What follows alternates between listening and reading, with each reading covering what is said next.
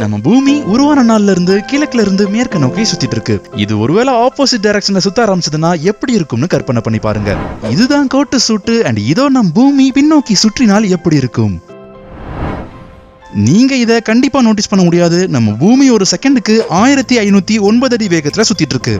So திடீர்னு direction change ஆச்சுன்னா ராட்சத சூறாவளிகளும் ராட்சத அலைகளும் எழும்பும். அண்ட் அது மட்டும் இல்லாம வானிலை ரொம்பவே மோசமாயிரும். சோ தரைக்கு மேல இருக்கிற எல்லாமே அழிஞ்சு சின்ன பின்னமா ஆயிரும். சோ பூமி பின்னோக்கி சுத்துறதுனால ஏற்பட்ட தாக்கங்களை நாம ஸ்கிப் பண்ணிட்டு இதே டைரக்ஷன் சேஞ்ச் பல பில்லியன் வருஷத்துக்கு முன்னாடி நடந்துச்சுன்னா எப்படி இருக்கும்னு கற்பனை பண்ணி பார்க்கலாம். சூரியனும் சந்திரனும் கிழக்குல உதிச்சு மேற்குல மறைறத பாப்பீங்க. அண்ட் சஹாரா ஒரு பாலைவனம்னு சொன்னா நீங்க நம்ப மாட்டீங்க. பின்னோக்கி சுத்துற பூமியில நம்ம கிரகம் இன்னும் எவ்வளவு வித்தியாசமா இருக்கும்.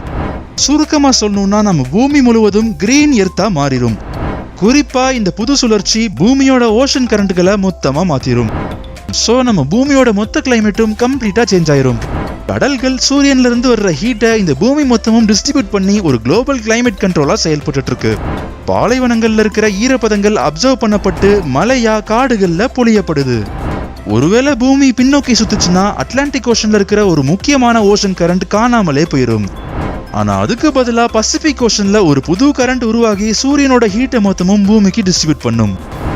இந்த புது கரண்ட் ஏசியாலையும் ஆப்பிரிக்காலையும் இருக்கிற பெரும்பாலான பாலைவனங்களை இடமாற்றம் பண்ணிரும்.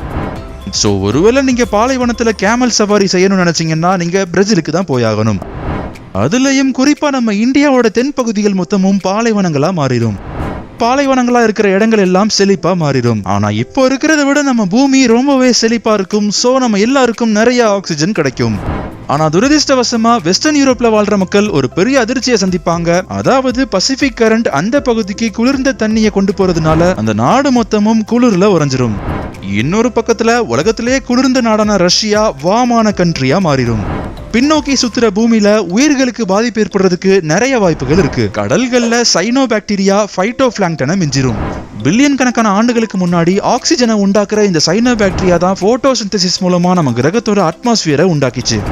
சோ சைனோ பாக்டீரியா அதிகமாச்சுன்னா நம்ம அட்மாஸ்பியர்ல பெரிய தாக்கங்களை ஏற்படுத்தி ஆக்சிஜனை அளவில்லாம பொழிய பண்ணி நம்ம வாழ்றதையே கேள்விக்குறியா ஆக்கியிருக்கும். சோ நம்ம கிரகத்தை இப்போ சுத்துற மாதிரியே சுத்த விட்டுடலாம். அண்ட் ஒருவேளை நம்ம கிரகம் மொத்தமும் சுத்தாம நின்றுச்சுன்னா எப்படி இருக்கும்? அந்த சம்பவத்தை வேற ஒரு கோட்டு சூட்டு போட்டுட்டு பார்க்கலாம். இந்த வீடியோ உங்களுக்கு பிடிச்சிருந்தா ஒரு லைக் பண்ணுங்க, உங்க ஃப்ரெண்ட்ஸோட ஷேர் பண்ணுங்க.